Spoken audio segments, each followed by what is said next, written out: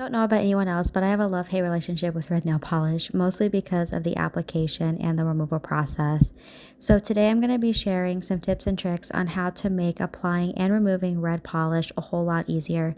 I thought this would be a really great video to make since we are in the holiday season and I know that a lot of people are reaching for their favorite red polishes. So the first tip is that you definitely want to make sure that you are using a base coat. Now, obviously when it comes to painting your nails, you want to use a base coat in general, but even more so with red nail polish because red is a very highly pigmented color and it does have the ability to tint your nails kind of like a pinkish color that I've noticed.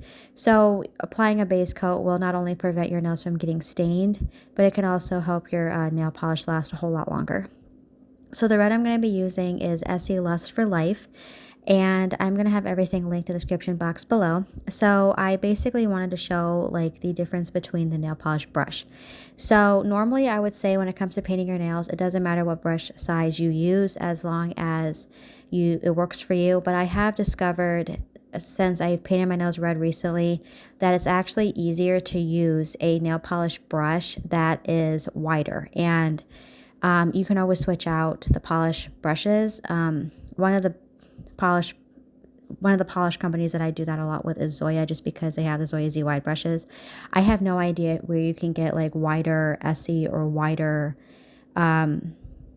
brushes like that for like Sally, Hansen, Essie, anything like that. So when it comes to painting your nail, you want to make sure that you do not have a whole lot of polish on the actual brush. And the reason why you don't want to is because having the excess polish, it can cause flooding of the cuticles and the sidewalls. So having a minimal polish on your brush and doing minimal brush strokes, which is why you want the wider brush, it can not only give you a neater and tidier manicure, but it can also prevent you from flooding the cuticles and the sidewalls. I would also recommend, another tip here, to make sure that you immediately clean up any little goofs that you make. It happens. It's nothing to be upset about. You know, you can be the world's best nail painter and you can still make mistakes. And you just want to remove them as quickly as possible because with red nail polish, when it dries, it becomes really, really difficult to remove and it can actually stain your skin. So instead, you just want to remove it as quickly as possible. The key also is to go nice and slow, especially if you are working with your dominant hand or your non-dominant hand.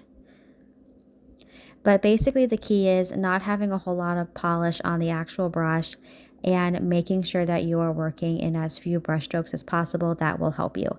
Now, obviously there are times when we accidentally bump, like I did here, where you accidentally bump and you get, you know, polish all over your cuticle. Just immediately clean it up like I did here and you are good to go. Like I said, the sooner you clean it up, the sooner or the easier it's going to be to clean up. For the second coat, you're going to do the exact same technique, except you're going to cap the free edge, which I will show at I think it was on the middle finger on this one. And the reason why you want to cap the free edge is it just seals in your manicure and helps it last longer. If you don't know what capping the free edge is, it's basically just taking a little bit of polish like I'm going to show here and just dragging it along the free edge of the nail. This, like I said, just helps your nail polish last a whole lot longer. And when it comes to painting your nails, you want to make sure that you let each coat dry in between because having wet polish on top of wet polish is going to create kind of like a goopy texture and it won't dry and it actually can cause your nail polish to peel off. So when it comes to top coat, you are going to very lightly top coat. You can use whatever top coat you want. I'm using a fast drying top coat, and for me personally, a wider brush top coat really doesn't matter. I really have no issue flooding the cuticles and the sidewalls of the top coat just so I know every inch of my nail is being covered. Now you also want to make sure that in between each nail you do that you're wiping that top coat brush off, because as you could see, I purposely pulled it and I got some red polish on that brush. If you do not wipe it on the paper towel, it's going to go inside of your top coat, tinting your top coat. All right, so now that we're done with that, I'm going to show you how to remove it. I'm going to use these nail clippies, but you can of course use aluminum foil if you have that.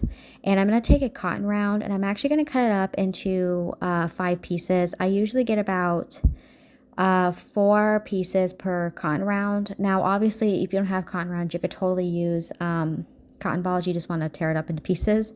And I'm going to use nail polish remover and apply it directly onto the nail using the nail clip. This will not only prevent your nails or your polish from staining your skin around your cuticles when you're scrubbing it off, but it just makes the whole removal process a whole lot quicker. And it helps you go through less cotton balls and less nail polish remover in general. I like to let it sit for, I would say, about maybe 3 to 5 minutes. I didn't have to wait that long with this one because I was just doing this for the sake of a video. But I would definitely make sure that you wait at least 3 to 5 minutes. Now, if you are using like a glitter red, I would definitely make sure to wait at least maybe 10 minutes-ish. You just want to check it to make sure that you basically want to start removing it as soon as it's easily lifting off the nail like so, because it's just going to be a whole lot easier. And again, it's going to prevent you from staining your skin. Basically, you're just going to wash your hands, and that is it. And I hope this video was helpful.